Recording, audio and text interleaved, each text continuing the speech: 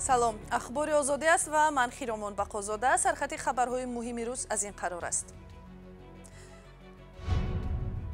ёдгор Файзов аз мақоми раиси вилояти мухтори Кӯҳистони Бадахшон барканор шуд. Сабаб чист?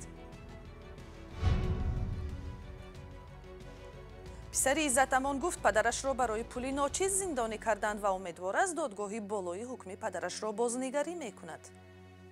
232 сомоне ки он нафар дастрас накард, судия асос кардааст ва 9 соли зиндон барои як нафар, яъне ғайри қонунӣ. ҳукумати амрико зимни арзёбии гузориши Тоҷикистон дар бораи муроати ҳуқуқи инсон аз набуди пешрафт дар ин самт амиқан изҳори нигаронӣ кард. баъди 3 соли фаъолият дар мақоми раиси вилояти мухтори Кӯҳистони Бадахшон, ёдгор Файзов аз мақомаш барканор шуд. сабаби барканории Файзов ҳанӯз рӯшан нест. ба ҷои Файзов акнун Алишер Мирзонаботов раиси вилояти Бадахшон аст. ёдгор Файзов пас аз барканорӣ аз ин мақомаш дар суҳбат бо радиои Озодӣ гуфт ки фармони аз кор рафтан барояш ғайриинтизор набуд, чун ба гуфташ ҳеҷ кас дар мансаб якумрӣ намемонад. мулло Раҷаб Юсуфӣ ва Нигораи Фазлиддин гузориш медиҳанд. مراسم معرفی رئیس نوی ولایت مختار کوهستان بدخشان امروز 5 نوامبر در شهر خاروق برگزار شد. غالب نیکبکزاده از سخنگوی رئیس ولایت به رادیوی آزادی گفت اسدالله رحمانزاده یاردمچی رئیس جمهور در مسئله کادرها رئیس نوی ولایت را معرفی کرده است. به گفته منبع با فرمان رئیس جمهور علیشیر میرزانباتوف اجرا کننده وظیفه رئیس ولایت بدخشان تعیین شد. روز 5 نوامبر در مقامات ولایت بدخشان چند تغییرات کادری دیگر انجام شده است. از جمله رضا نظرزاده رئیس شهر خاروق تعیین شد. نظرزاده تا آینده معاون یکم رئیس کمیته کار با جوانان بود. اینچنین نظیر امیربکزاده از منصب معاون رئیس ولایت عاید به مسئله های ایدئولوژی برکنار و به جای آن نیلوفر اسلمشایوا تعیین شده است. هنوز معلوم نیست که یادگار فیضوف بعد برکناری به کدام وظیفه تعیین می شود. فیضوف در اولین واکنشش بعد برکناری به رادیوی آزادی گفت که من رسالتم را تا جای توانستم اجرا کردم. او در صحبت تلفنی همچنین به رادیوی آزادی گفت بسیار وضعیت وضعی بود. وضعیتی که به عملیات تربیه میشد در کوچه پر ماشین سیاسیشه بود، نگو نام دولتی داشتن، چقدر آدم جستجو بود، چقدر یروق بود. او زنی تماما یک فروغ تنج آباد پیشرفته، چقدر بود که گل کورش شد، چقدر کورش شد.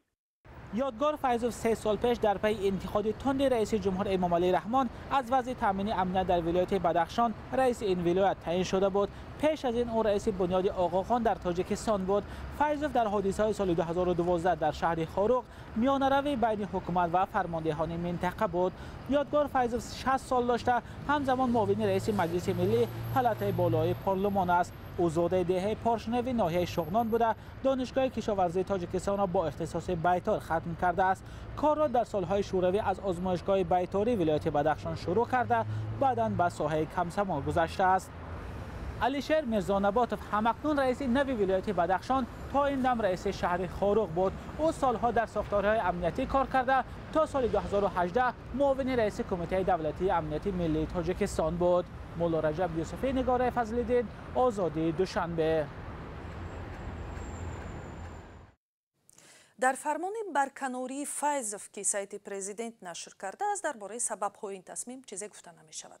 аз ҳамкорам Хурсанд Хурамов ки таҳаввулоти вилояти мухтори Кӯҳистони Бадахшонро пайгирӣ мекунад пурсидем дар бораи сабабҳои эҳтимолӣ аз вазифа гирифтани раҳбари вилоят чӣ гуфта мешавад. این میتواند یک برکناری معمولی باشد که مثلا با دوره نزدیک آمدن نفقه و یا با سبب سلامتی باشد و هم میتواند این باشد که مقامات دیگر شخص دارای فکر مستقل مثل فیضوف را تحمل کردن نخواست. دوام 3 سال گذشته او چندین بار نشان داد که از نظر رفتار و گفتار و هم شیوه مدیریت با مقامداران دیگر مانند نیست. او در مصاحبه هایش به طور آشکارا کارمندان ساختارهای قدرتی را تنقید می‌کرد. به نزد اعتراضگران نوامبر سال 2018 شخصا خودش برآمد. این زمانی بود که خادمان ساختارهای قدرتی به سوی مردم محلی آتش کشیدند و یا در شنبگی‌ها اشتراک کرده هر نفری را که مراجعت می‌کرد قبول می‌کرد، یعنی نزدیکیش را با مردم نمایش می‌داد. او حتی با سابق رئیس مجلس هم وارد یک بحث لفظی شد. در داخل نظام سیاسی تاجیکستان چنین نمایش مستقلی مسئولیت یک مقامدار سطح منطقوی زود به چشم میرسد. احتمال دارد که چنین آزادی رفتار برای برخی نافارم بود. تشکر. همکارم خورسند خورمов درباره سبب‌های احتمالی برکناری یادگار فیضов صحبت میکرد. حکومت امریکا ضمن ارزیابی گزارش تاجیکستان درباره مراعات حقوق انسان از نبود پیشرفت در این سمت عمیقاً اظهار نگرانی کرد.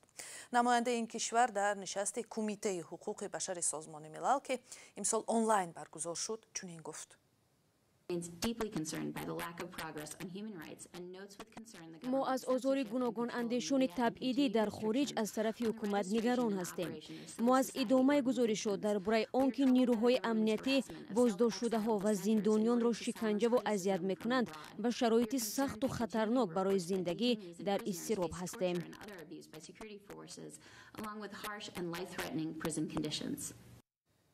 در این نشست مقامات تاجیکستان گفتند که در کشور کسی آزار و اذیت نمی شود و ادعاها درباره اذیت و شکنجه بی اساس است. نشست کمیته حقوق بشر سازمان ملل روز 4 نوامبر برگزار شد و در آن همچنین نمایندگان کشورهای دیگر حکومت تاجیکستان را برای فشار به مطبوعات مستقل و گوناگون اندیشان تنقید کردند و از حکومت خواستند که وضع را اصلاح کند. پسر عزت امان یکی از حامیان حقوق مهاجران تاجیک میگوید حکم پدرش بسیار ناعادلانه است و او از مقامات بلندپایه میخواهد که به این پرونده دخالت کنند. محمد یوسف خلف پسر عزت امان روز 5 نوامبر در یک صحبت اختصاصی با همکار ما علیشیر ظریفی جزئیات حکم 9 سال زندان پدرش را آشکار کرد و پاره از آن را حالا تماشا میکنیم. پدری من گفت که هر چیزی دارم فروشین، مبلغ جمع آوری کنین و ضرری همین گفتگی این جبردیدار را پرداخت کنین.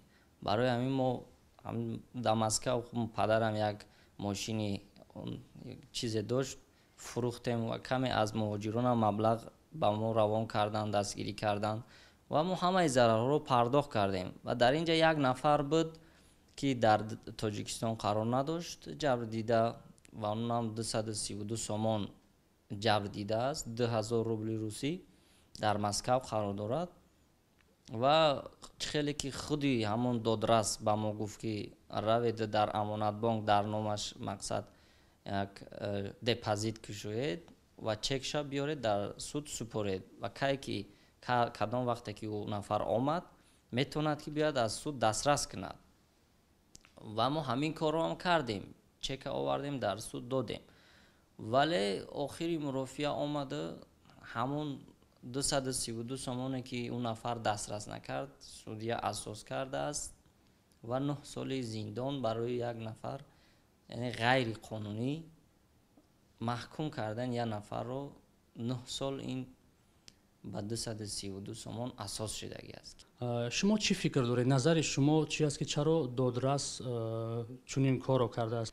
هم به قانونی عفو هم باید قانون جمهوری تاجیکستان هست که ماده 39 بود یا 49 وقتی ضرر برقرار شد دادرس دیگر حقی از آزادی محروم کردن شهروند را ندارد، باید جریمه یا که آزاد کرده شود. اگر که جریمه هم نکند از آزادی محروم کردن را حق ندارد. دیگر این دادرس با کدام قانون ها عمل کرده است، با کدام قانون پدری ما رو 9 سال زندان کرد، من این چیز رو تا حالی نمیفهمم. هنگام مرافعه دادگاهی پدر شما مثلا با اون اتهاماتی که نسبتشون اعلام کردن اقرار شد؟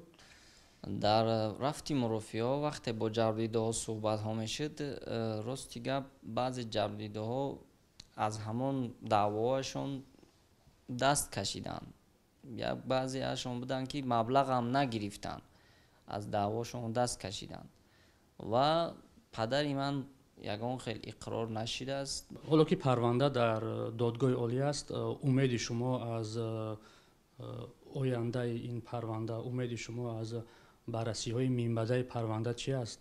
ما البته امیدواری ها داریم که پدری ما رو آزاد میکنند و هم قانونی عفو تطبیق می شود نسبت پدری من و هم کنستیتوسیون جمهوری تاجیکستان کفالت داده است که باید آزاد کرده شود. بیننده عزیز، تفصیلات صحبت همکاران ما با پسر عزتمان حامی حقوق محکوم شده به همین زودی ها در وبسایت رادیوی آزادی و هم آزادی ویدیو یوتیوب نشر می شود.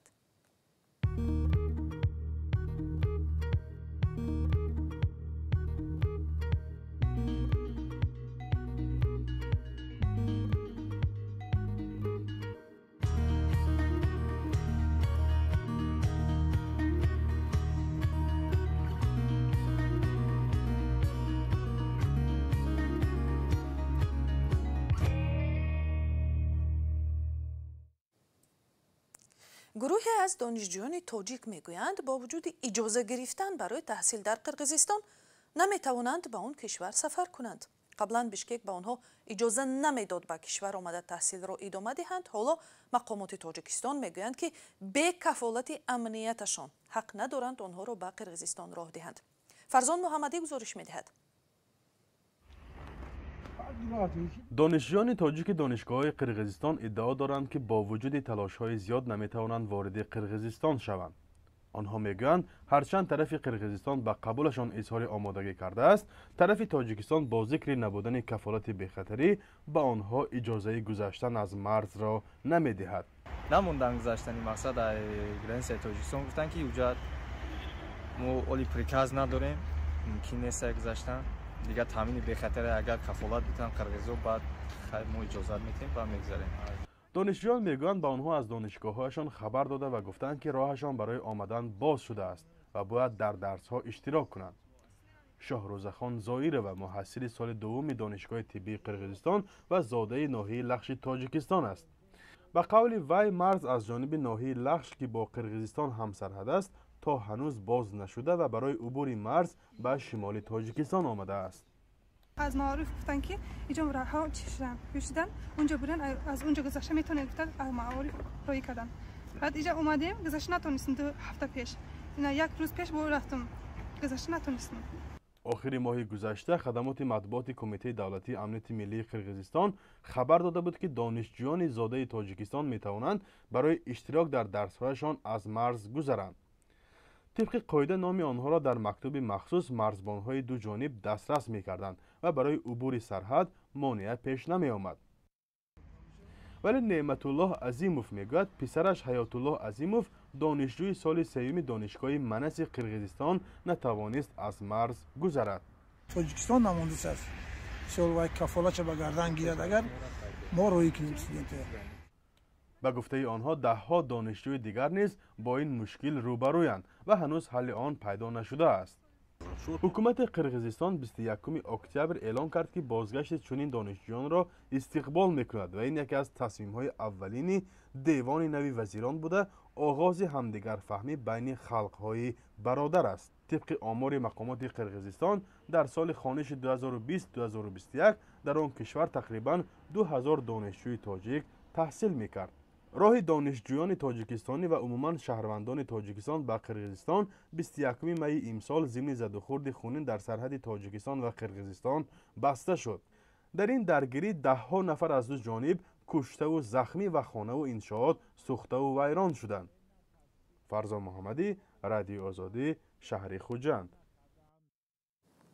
سردار شعبه کارهای داخلی دو در ناحیه سینای شهر دوشنبه در رابطه با قضیه مدینه محمدجانова از مقام برکنار شده است.